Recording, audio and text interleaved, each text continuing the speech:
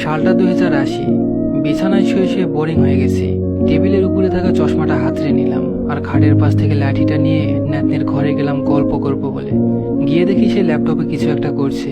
আমি যেতেই বলল, দাদু তুমি বসো, আমি টিউশনে যাব। বসলাম ওর ঘরে। ল্যাপটপটা খোলাই ছিল। চশমা চোখে দিয়েও ভালো মতো দেখতে পারি না। হঠাৎ মনে পড়লো আজ কত যুগ ধরে ফেসবুকে যাই না, অথচ যে ছেলেটা এক সময় দিনরাত এক করে ফেসবুকে চ্যাটিং ছবি আপলোড দেওয়া নিয়ে ব্যস্ত থাকতো, সেই ছেলেটাই এখনকার বুড়ো। অনেক কষ্টে পাসওয়ার্ডটা মনে করলাম। আইডিটা লগ ইন করে দেখি ইনবক্সে 920টা মেসেজ। আইডিটা চেনাই যাচ্ছে না, সব অপরিচিত লাগছে।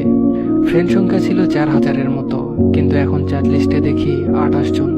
বৃদ্ধ হয়ে যাওয়াতে ওরাও হয়তো আর ফেসবুক চালায় না। ইনবক্সে ঢুকতেই আমার ক্লোজ কয়েকটা ফ্রেন্ডের মেসেজ, বন্ধু শরীরটা ভালো নেই, বেশি দিন হয়তো বাঁচবো না। মেসেজটা ছিল 5 বছর আগের। খবর পেয়েছি 4 বছর আগে সে মারা গেছে। আমার বেস্ট ফ্রেন্ডও 9 বছর আগে মারা গেছে। ওর সাথে চ্যাটিংগুলো পড়ে খুব ভালো লাগছিল। গ্রুপে ফ্রেন্ডদের সাথে কত মজা আড্ডা, এই সব কিছুই পড়ে আছে। ওদের অধিকাংশই মারা গেছে। এরপর চ্যাট লিস্টের একদম শেষে পেলাম তার মেসেজ। হ্যাঁ, আমার সেই পুরনো একতরফা ভালোবাসা। ওর কোনো খবর জানি না, কত ভালোবাসতাম দুজনকে, কিন্তু ভাগ্যের পরিহাসে বিয়েটাই হয়নি। আজ অনেকদিন পর তার কথা মনে পড়ছে। তার আইডিটাই ঢুকলাম। লাস্ট পোস্ট ছিল 16 বছর আগে, তার নাতনির সাথে ছবি। আরো একটু নিচে যেতে দেখলাম তার ফ্যামিলির ছবি। সে, তার স্বামী, তার মেয়ে, তার ছেলে আর নাতি। ওকে শেষ যেদিন দেখেছিলাম চুলগুলো সেরকম স্টাইল দেওয়া, পরনে লাল শাড়ি ছিল। কিন্তু এখন এই ছবিগুলোতে সাদা শাড়ি পরা, চুলগুলো সব সাদা, কিছু কিছু আবার মেহেদি দিয়ে লাল করা। হঠাৎ মোবাইলের স্ক্রিনে নিজের ছবিটা দেখলাম। হ্যাঁ, আমিও তো বুড়ো হয়ে গেছি। ও দেখলে নিশ্চয়ই বলতো, বুড়ো দাদু। আচ্ছা, ও কি আজও বেঁচে আছে জানি না তো। ওর আইডিতে একটা ট্যাগ করা পোস্ট পেলাম।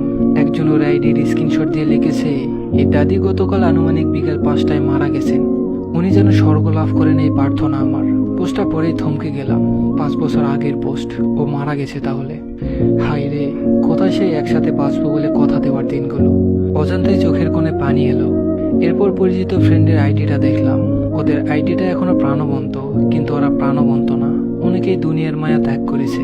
যে ফ্রেন্ডটা রোজ নতুন নতুন সেলফি আপলোড দিত, সেও 20 বছর আগে মারা গেছে ক্যান্সারে। খবর শুনে দেখতে গেছিলাম। মজার জোকস পোস্ট করা ফ্রেন্ডটার খবর জানি না। লেখক ফ্রেন্ডটা 8 বছর আগে একটা পোস্ট দিয়েছে, ওর ছেলে ওকে বৃদ্ধাশ্রমে ফেলে এসেছে।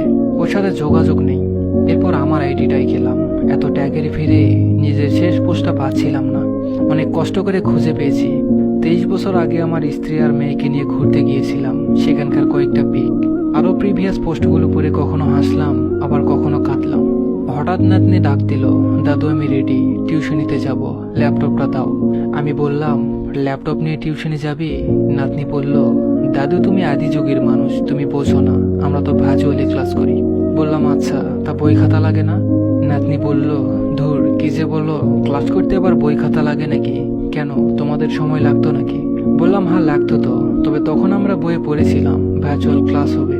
নাতনি হাসতে হাসতে বলল, আচ্ছা আমি যাই, টিউশনি শেষ করে তোমাদের কালের গল্প শুনবো। হ্যাঁ, এখনকার আধুনিক আমরা, আবার 2080 সালের আদিম আমরা। আমাদেরও ওই যুগের ছেলেমেয়েরা আদিকালের মানুষ বলবে। জানি না 2080 সাল পর্যন্ত বাঁচবো কিনা।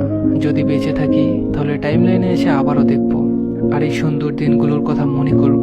চাইলে আপনিও শেয়ার দিয়ে রেখে দিতে পারেন। ধন্যবাদ সবাইকে।